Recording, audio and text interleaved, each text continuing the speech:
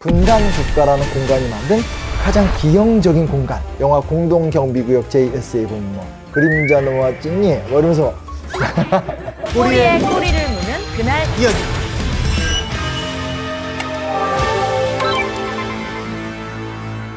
꼬리에 꼬리를 무는 코멘터리. 꼬꼬멘터리의 심용환입니다. 꼬꼬무의 기상과 역사 탐정의 기상, 저희 같이 기상하고 있고요.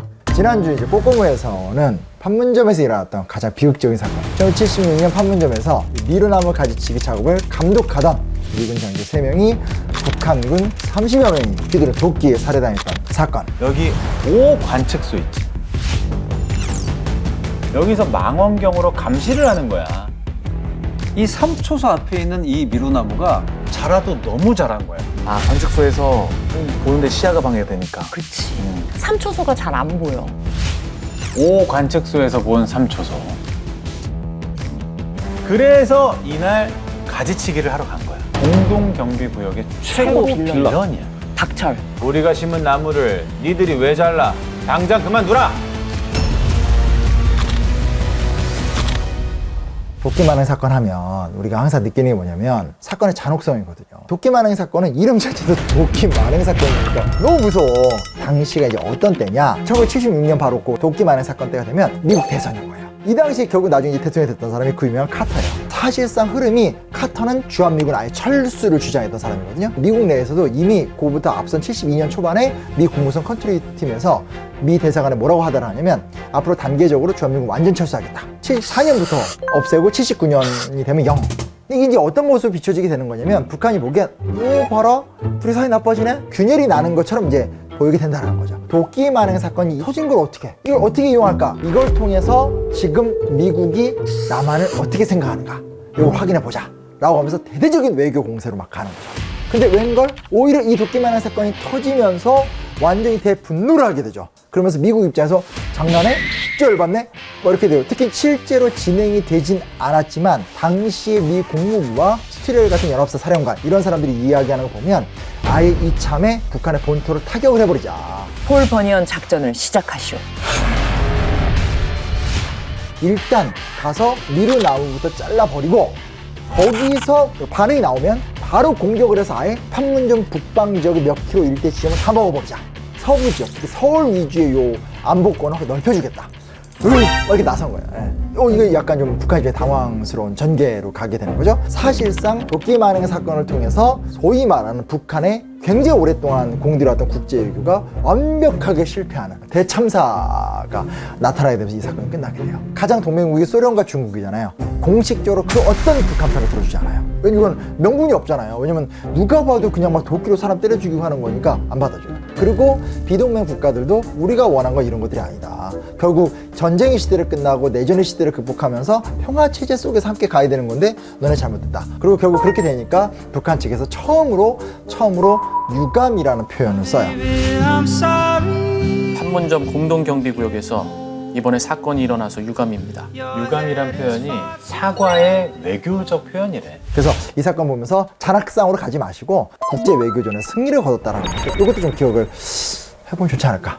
오늘 물어보는 꼬리는 이 사건에서 일어났던 판문점을 중심으로 이어가보도록 하겠습니다. 구독, 좋아요, 알림 설정 안 했으면 하고 들으세요. 알았죠? 사건의 공간이 그 판문점이니까 판문점에 대해서 얘기 먼저 해보는 게 좋을 것 같아요. 분단 국가라는 공간이 만든 가장 기형적인 공간. 영화 공동경비구역 JSA 보면 뭐 그림자 노아 찐니 뭐 이러면서 판문점 특별한 곳인 것이다. 별게 없습니다. 사진도 남아있는데 지금 자료형 빵 나올 것 같은데 원래는 이곳이 동네 사람들이 널문리라고 불렀던 데예요. 그리고 그 근처에는 초가집 몇 개가 있던 게 다예요. 원래 개성에서 휴전회담을 하다가 이렇게 옮겨오면서 했던 곳이고 그냥 널문이 부르는 건데 그냥 한자식 표현을 하다 보니까 판문점이 돼버린 거예요. 자, 그러면 판문점이 왜 생겼느냐에 대한 배경부터 얘기를 하게 되면 6.25 전쟁, 한국전쟁하고 직접적인 관계가 있다고 할 수밖에 없어요. 한국전쟁의 특징이라는 게 시작은 내전인데 결과는 국제전이었고 특히 그 당시에 가장 컸던 관심은 우리 입장에선 통일이 큰 관심이었지만 전쟁에 참여하면서 전쟁을 결국 주도하게 됐던 미군이나 중공군이라 불렀었죠. 그렇죠? 이 두 세력은 사실 가장 겁났던 게 뭐냐면 이 전쟁이 3차 세계대전으로 확전되는 게 제일 무서운 거예요. 근데 전쟁을 딱 시작해보니까 웬걸? 서로 잘 안 맞아. 왜 안 맞냐면 미국하면 뭐가 있는 거야? 기계. 탱크, 뭐 아주 미사일 같은 이렇게 날아다니는 거, 굴러다니는 거 뭐 아주 기갑전의 왕들이잖아요. 아주 무기가 좋잖아요. 근데 이런 게 속된 말로 해서 유럽 평원에서 좀 먹혀요. 여기는 야 이거 뭐 그냥 곳곳에 산 언덕 이게 안 되는 거예요. 북한 쪽으로 가면 갈수록 이게 너무나 뭐 개마고니 태백산맥이니 이게 기갑전이 먹히질 않아요. 반대편 이제 중국군도 마찬가지예요. 오랫동안 이제 국공내전하면서 단련된 유격전의 달인들이거든요. 지형과 지물을 이용해서 또 이제 소련이 무기 지원해 주니까 그런 걸 통해서 미군을 공박해서 평택까지는 한번 밀어붙였어요. 그 당시 사령관이 평덕왕인데 아무리 생각해봐도 더 이상 안 되는 거예요. 안 되는데 위에서 막 마법 줬더니 무기가 들어가 했다가 완전 깨지면서 결국은 휴전선 일대에서 교착이 되는 거예요. 한쪽은 지형과 지물에 능통하지만 그 무기를 이길 수 없는 거예요. 이쪽은 무기가 센데 지형과 지물 앞에서 무력한 거예요. 교착이 되니까 좋아. 어차피 남의 나라 전쟁. 여기서 관심사는 더 이상 이게 3차 세계대전이 안 되면 그만인 거예요. 그래서 휴전협정으로 들어가는 겁니다. 그래서 휴전협정이 어디서 시작이 됐냐면 1951년 7월 8일에 개성에서 열렸어요. 개성에서 열렸다가 10월 28일 날 여차여차한 이유로 판문점으로 옮겨왔는데 그때부터 휴전협상이 무려 2년간 가요. 정확히 따지면 2년 약 19일 기간 동안 1076회에 걸쳐서 미군과 중국군과 만나서 협상을 했던, 그래서 결국 이제 1953년 7월 27일 날 유엔군, 북한군, 그 당시 중국군 사이에서 휴전 및 협정 조인을 하게 된 거죠. 두 번째 꼬리. 판문점에서 일어난 다른 사건들. 사실은 사건이 너무 많아요. 다만 요 얘기만 해드릴게요. 뭐가 있냐면 최근에 와선 판문점 체제라는 이름으로 학자들의 연구들이 좀 많아요. 그게 무슨 얘기냐면 분단의 상징이긴 한데 그 비극이 긍정적 기여를 할 수 있다.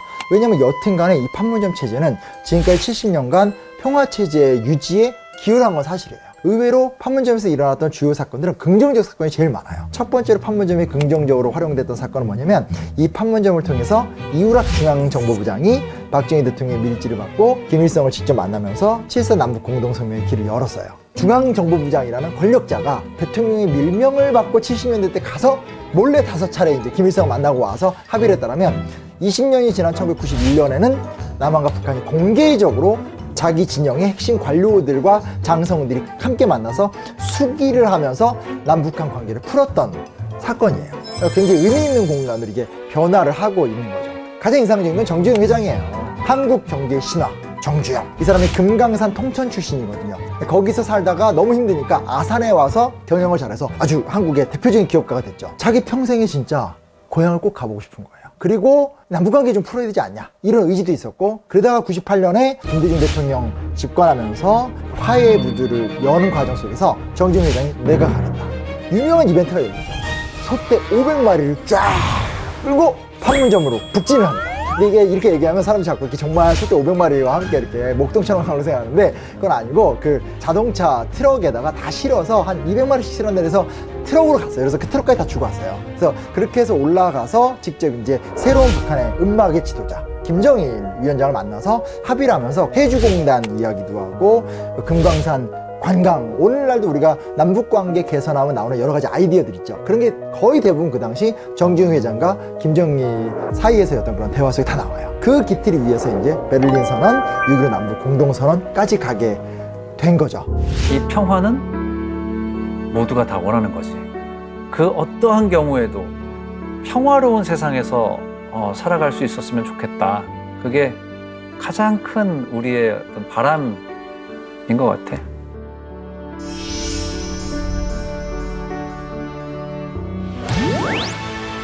판문점은 도끼만행 사건이 일어날 정도로 극악스러운 공간이었어요. 하지만 우리가 참고 인내하면서 실제로 91년 남북규범합의서, 그리고 98년 정주영 회장의 소떼 방북, 그리고 최근에 와선 우리나라 대통령만이 아니라 미국 대통령이 직접 그곳에서 북한 지도자를 만나고 걸었던 공간으로 변화하고 있다는 것들. 역사는 느리게 변합니다. 하지만 어느 순간에 문이 딱 열리면 와르르 바뀌어요. 그래서 우리가 이 도끼만행 사건은 과거의 이야기를 기억을 하고 앞으로는 평화의 이야기를 함께 만들어가면 좋을 것 같아요. 구독, 좋아요, 알림 설정 절대로 놓치면 안 됩니다. 꼬리꼬리를 무는 이야기 끝.